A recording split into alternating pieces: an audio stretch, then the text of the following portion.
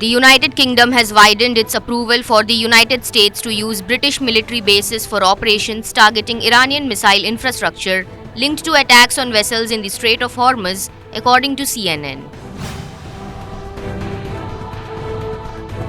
As per the report, British ministers on Friday agreed to extend the scope of US access beyond earlier limits. The revised approval now includes defensive operations aimed at weakening missile systems used to threaten maritime routes in the region.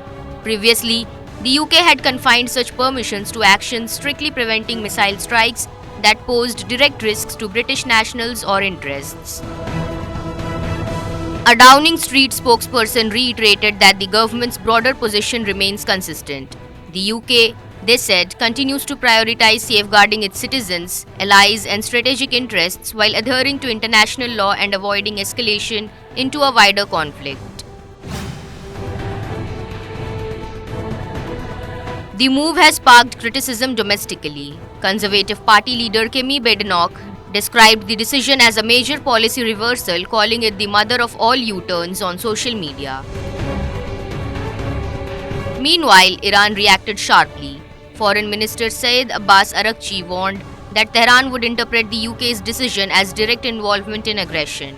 He also criticized Britain's stance as biased in favor of US and Israeli actions. Responding to these concerns, officials in London clarified that the permission granted to Washington is limited and defensive in nature.